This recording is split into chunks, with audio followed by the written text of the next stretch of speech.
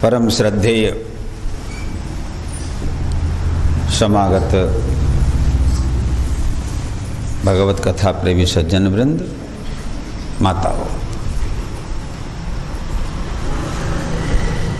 कल आपने सुना कि भगवान श्री कृष्ण उद्धव से कहते हैं कि अब 7 दिनों के अंदर में, आज से 7वें दिन द्वारिका नष्ट हो जाएगी, समुद्र उसे निगल जाएगा और सारे यदुवंशी यहाँ से प्रभास क्षेत्र में चले जाएंगे, वे भी नष्ट हो जाएंगे और मुझे भी अपने स्वधाम में जाना होगा। तो उद्धव ने कहा कि हमें भी ले चलिए। लेकिन एक बात ध्यान रखना, इतना परम प्रिय भक्त है उद्धव, फिर भी भगवान उससे नहीं कहते हैं कि हम तुम्हें अपने साथ ले चलेंगे, है ना। इसके पीछे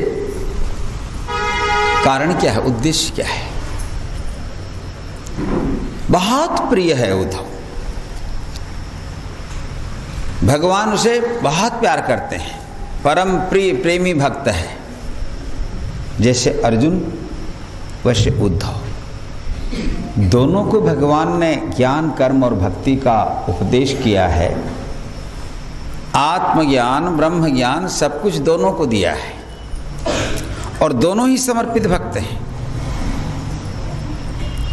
अर्जुन तो पास में नहीं है अभी, लेकिन उद्धव पास में है और उद्धव यही बार बार प्रार्थना कर रहे हैं कि हमें भी आप साथ में ले चलिए। तो जो अधिक प्रिय होता है, साधारणतः लोग उसे छोड़ते नहीं है, है ना। ऐसा संबंध बना के रखते हैं कि दोनों साथ साथ रहें, क्योंकि प्रिय, जो सबसे अधिक प्रिय है। लेकिन कोई चाहे कितना भी प्रिय क्यों न हो, संसार का धर्म ये है कि यहाँ आते समय भी जीव अकेला आता है और यहाँ से जब जाता भी है तो अकेला जाता है। पति के साथ पत्नी नहीं जाती और पत्नी के साथ पति भी नहीं जाता, पिता के साथ पुत्र नहीं जाता और पुत्र के साथ पिता भी नहीं जाता। इसीलिए संत कहते हैं तुम आए हो अकेले और यहाँ से जाओगे भी अकेले। भगवान श्री कृष्ण अगर चाहते तो, उनका नित्य पार्षद है उद्धव, उन्हें तो ले सकते थे, ले जा सकते थे ना। लेकिन ये प्रतिश्रुति, ये वचन नहीं दिया, बल्कि उन्होंने कहा कि तुम जाओ और मेरा भजन करो, मेरे विषय में चिंतन करो और अपने आप को मेरे चरणों में समर्पित कर तपस्या करो, तो उससे तुम्हारा उद्धार होगा। यही बात अर्जुन से भी भगवान श्री कृष्ण ने कहा था। कहा ईश्वर सबके अंदर में है, भगवान सबके अंदर में है।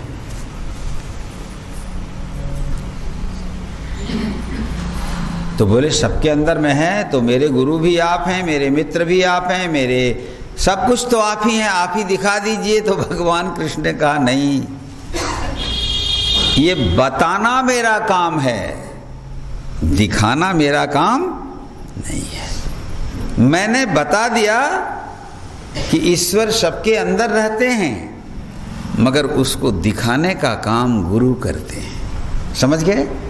बताने का काम भगवान ने कर दिया, मगर दिखाने का काम कहते हैं जो लोग तत्वज्ञानी हैं। उपदेक्षन्ति ते ज्ञानम ज्ञानिनः तत्वदर्शिनः। वे तुम्हें बताएंगे भी और दिखाएंगे भी। यही बात उद्धव से कहते हैं। तो उद्धव पूछते हैं कि भगवान फिर मेरा गाइड कौन करेगा, मेरा मार्गदर्शन कौन करेगा? तो आप लोगों ने सुना होगा एक बहुत सुंदर पद है कि हे उद्धव, आत्मा ही तुम्हारा गुरु है। आत्मा तोहर निज गुरु उद्धव केते तू पचारो। तुम्हारी आत्मा ही तुम्हारा गुरु है। और सही बात है माताओं बंधुओं, आत्मा ही हमारा मार्गदर्शन करता है। लेकिन हम लोग क्या हैं, काम क्रोध लोभ मोह के वश में आ जाते हैं, तो आत्मा की आवाज को, अंदर से आ रही आवाज को हम सुनते नहीं हैं, और सुनते भी हैं तो मानते नहीं हैं। बहुत अच्छा पकवान है सामने,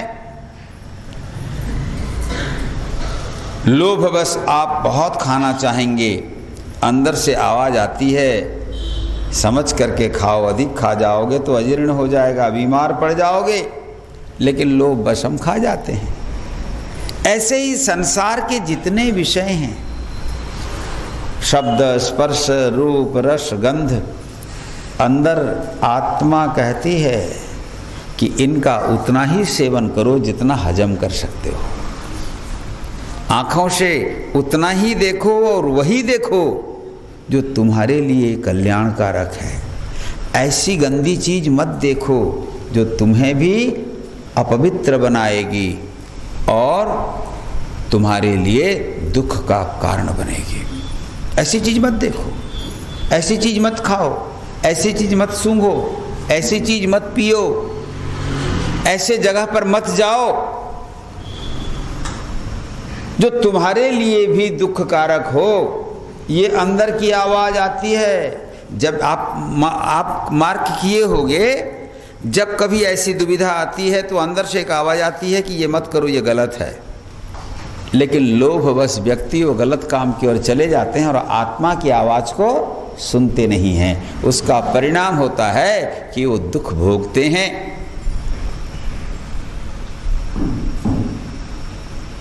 भगवान श्री कृष्ण कहते हैं, उद्धव,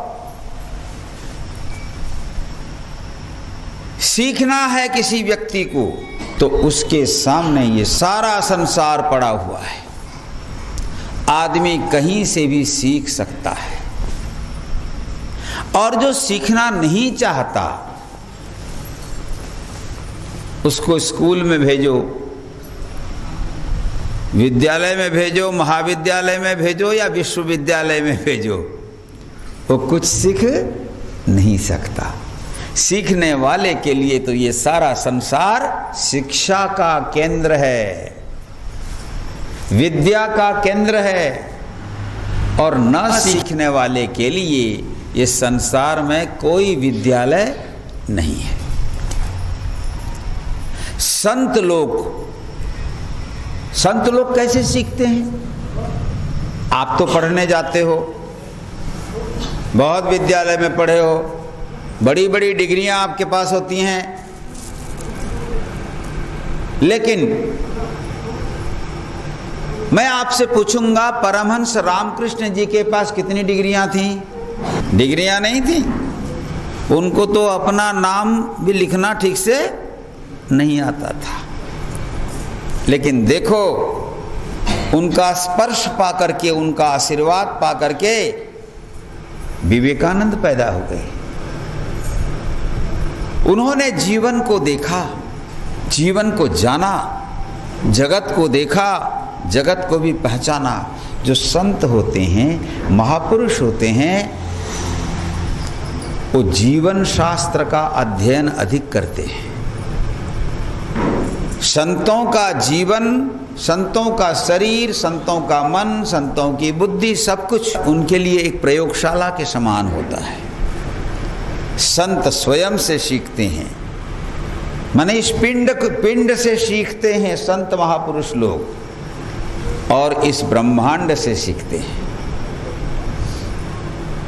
क्योंकि ये पिंड और ये ब्रह्मांड रात दिन हमको सिखा रहे हैं, ये शरीर हमको रात दिन सिखा रहा है, लेकिन सीखने वाले के लिए ये मूल्यवान है, ये महत्वपूर्ण है, ये सीखने का माध्यम है, शिक्षा का केंद्र है। संतों के लिए उनका अपना ये जीवन ही शिक्षा का केंद्र होता है और ये जगत ही शिक्षा का केंद्र होता है। इसीलिए ये उपाख्यान भगवान श्री कृष्ण उद्धव को सुनाते हैं और कहते हैं, उद्धव तुम मार्गदर्शक की बात करते हो, गुरु की बात करते हो, मैं तुम्हें एक ऐसे महापुरुष की कथा सुनाऊंगा जिन्होंने इस दुनिया में जो कुछ देखा उसको अपना गुरु माना। उन्होंने 24 गुरु किए, 1-2 नहीं। आपके मन में ये शंका आ सकती है कि क्या अनेक गुरु किया जा सकता है कि नहीं? अनेक गुरु किया जा सकता है, ऐसा मन में शंका आती है बहुतों की। क्योंकि कोई अगर वैष्णव दीक्षा ले लिया तो सन्यासी दीक्षा लेगा कि नहीं? कोई किसी कुलगुरु से, पंडित से दीक्षा ले लिया तो वह किसी दूसरे संत से दीक्षा ले सकता है कि नहीं? तुम जीवन भर दीक्षा लेते रहो। जो विद्या जिससे मिलती है उस विद्या को उनसे ग्रहण करना चाहिए। तुम स्कूल में जाते हो तो एक ही सब्जेक्ट वाले गुरुजी से पढ़ते हो क्या? जब इतिहास पढ़ते हो तो इतिहास के आचार्य से, इतिहास के टीचर से। भूगोल पढ़ते हो तो भूगोल के गुरु से। गणित पढ़ते हो तो गणित के गुरु से। ऐसा होता है कि नहीं? होता है ना? अध्यात्म क्षेत्र में भी आपको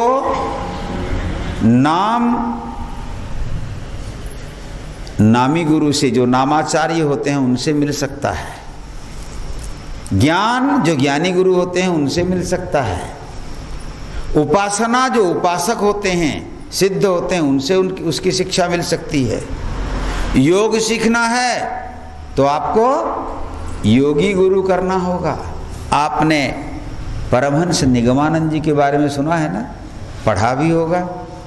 ज्ञानी गुरु, तांत्रिक गुरु और योगी गुरु, है ना। उन्होंने 3 विषयों पर,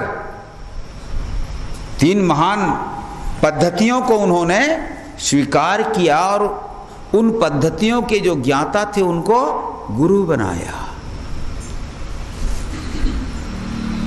तो इसलिए दीक्षा कहीं से ले लिए और बंध गए ऐसी बात नहीं है। गुरु निष्ठा होनी चाहिए।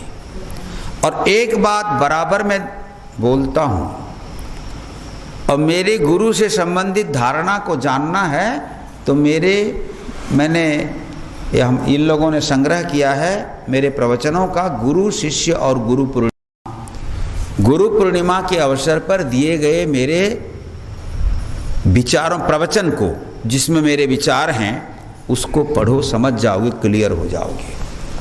क्योंकि बहुत सारे गुरु ऐसे होते हैं जो ये कहते हैं, देख हमको छोड़कर अब दूसरे कहीं तुम्हें जाना नहीं है। देखो ये कटु सत्य है, बहुत लोगों को अच्छा नहीं लग सकता है, लेकिन मैं तुम्हें ये बता दूं, इसी धारणा के कारण 500 साल हो गया, 500 साल से अधिक हो गए।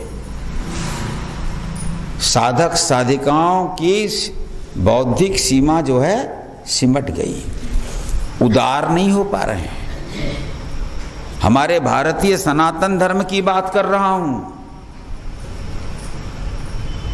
हम ऐसे अपने दीक्षित शिष्यों को जकड़ ले रहे हैं कि वो बेचारे इधर उधर नहीं हो सकते।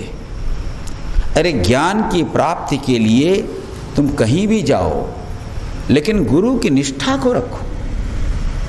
ये नहीं कि तुम हमारे यहाँ सत्संग में आते हो तो उनके यहाँ मत जाना। इस ग्रुप के मेंबर हो तो उस ग्रुप में मत जाना। ये चल रहा है कि नहीं? बोलो, ये चल रहा है। लेकिन मैं ऐसा नहीं कहता हूं। मैं तो कहता हूं कि जैसे मधुमक्खी मधु संग्रह करने के लिए पुष्पात पुष्पांतरम व्रजेत, एक फूल से दूसरे फूल के पास जाता है, जाए, लेकिन उसका उद्देश्य क्या है? मधु संग्रह करना। जहां से भी आपको ज्ञान मिले, प्रेम मिले, माधुर्य मिले, वहां से जाकर आप ज्ञान और प्रेम संग्रह कर सकते हो। तो गुरु को भी उदार होना चाहिए